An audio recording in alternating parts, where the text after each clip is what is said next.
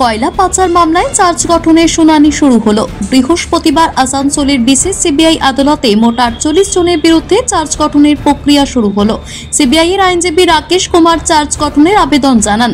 বিচারক রাজেশ চক্রবর্তী ওই আইনজীবীর কাছে জানতে চান কোন কোন ধারায় কাদের অভিযুক্ত করা হয়েছে। তখন রাকেশ কুমার জানান, ইসিএল কর্মী, কোম্পানি এবং ইন্ডিভিজুয়াল অ্যাকিউজড এই তিনটি ভাগে বিভিন্ন ধারা প্রয়োগ করা হয়েছে। এই ধারাগুলির মধ্যে বেশ কয়েকটি ধারাকে চ্যালেঞ্জ করেন অভিযুক্ত পক্ষের আইনজীবীরা। তারা তাদের সপক্ষে বক্তব্য রাখার জন্য সময় চাইলে বিচারক সোমবার তাদের বক্তব্য রাখার দিন ধার্য করেন। সোমবার অভিযুক্ত পক্ষের আইনজীবীরা তাদের বক্তব্য রাখার পর চার্জ গঠনের একটা দিন ধার্য করা হবে। এই মামলায় মোট 50 জন অভিযুক্ত রয়েছেন। এর মধ্যে বিনয় মিশ্র ফেরার, একজন মারা গেছেন, অর্থাৎ 48 জনের বিরুদ্ধে চার্জ গঠন হবে।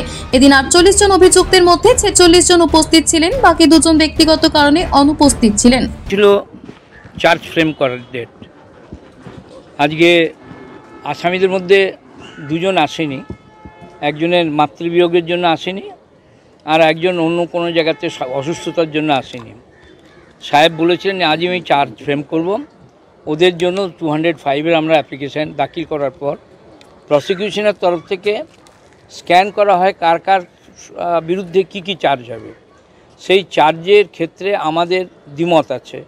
অনেকগুলো সেকশন আছে যে সেকশনের সঙ্গে লাই করে না, অথচ সেটাকে বলছেন। প্রাইমা ফেসি যে ঘটনাগুলো যেটা দেওয়া আছে সেই ঘটনাগুলো কিন্তু নিয়ে যেটা দেওয়ার কথা তার মধ্যে কিছু বাদ হওয়ার কথা। সাহেব আজকেই করতে চেয়েছিলেন, আমরা বললাম মিনিমাম আমাদের একটা দিন সুযোগ দেওয়া হোক, এবং যেটা আইনে পারমিসেবল 240 অফ দি সিআরপিসি যেটা পারমিসেবল, সেজন্য সোমবার দিন উনি আমাদেরকে এটার উপর বলার সুযোগ দিয়েছেন। আসামিরা আসতেও পারেন, নাও আসতে পারেন। প্রসিকিউশন মানে সিবিআই নিজের চার্জ যে সেকশনে চার্জ করবে সেগুলো আজকে প্রপোজাল দিয়েছে। আমরা তাতে কিছু সেকশনে অবজেকশন দিয়েছি। সেটা দেওয়ার পরে আজকে জজ সাহেব আমাদেরকে একটা সুযোগ দিয়েছেন যে এই চার্জ ফ্রেমিংয়ে যে সেকশনগুলো বলেছে তাতে আমাদের কিছু বক্তব্য বলার থাকলে সেই বক্তব্য বলার জন্য সোমবার দিন নেক্সট দিন ধার্য করা হয়েছে। যে আমাদের যদি যে চার্জ ফ্রেমের যে সেকশনগুলো দিয়েছেন সেগুলোর ওপরে কিছু যদি বলার থাকে তাহলে সেটাকে বলতে হবে। সোমবার দিন উনি বলেছেন, যে জজ সাহেব বলেছেন যে যদি দরকার পড়ে মানে আসতেও পারেন, নাও আসতে পারেন। সোমবার দিন আমাদের হিয়ারিংয়ের ডেট দিয়েছেন। কোম্পানিজকে আলাদা করা হয়েছে, ইন্ডিভিজুয়ালদেরকে আলাদা করা হয়েছে, এইভাবে আলাদা করে ক্যাটাগরিজ করা হয়েছে। চার্জ ফ্রেমটা আলাদা করেই হবে। প্রসিকিউশন চার্জ প্রপোজ করলো বলতে তারা কোর্টকে বললো যে তারা প্রপোজ করছে যে এই সেকশনে চার্জ ফ্রেম হোক। তো আমাদের কিছু সেকশনের অ্যাপ্লিকেবিলিটি নিয়ে অবজেকশন ছিল। সেই পয়েন্টে আমাদের অবজেকশনটা সোমবার দিন জজ সাহেব শুনবে, তারপর ডিসাইড করবে চার্জটা। তো কতজনের নাম? মানে 27 জন। সবাই আজকে 2 জন অ্যাবসেন্ট ছিল, তাদের অ্যাবসেন্ট পিটিশন দেওয়া হয়েছিল, বাকি সবাই প্রেজেন্ট ছিল। ক্লাস যেমন পাবলিক সার্ভেন্ট একটা, কোম্পানিজ একটা, ইন্ডিভিজুয়াল একটা, এইভাবে কোন কোন ক্লাস্টার এগেনস্টে কী চার্জ সেটা প্রসিকিউশন প্রপোজ করলো।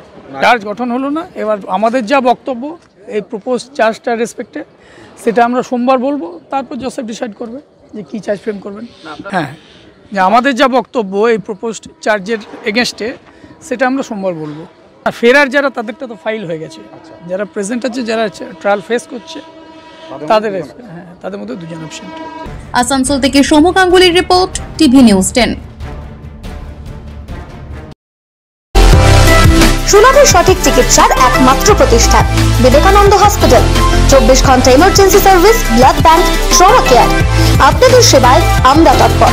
গুণমান ও পরিষেবায় দুর্গাপুর বিধাননগরের ডক্টর জাকির হোসেন এভিনিউর বিবেকানন্দ হসপিটাল শিল্পাঞ্চলের মানুষের মন জয় করেছে।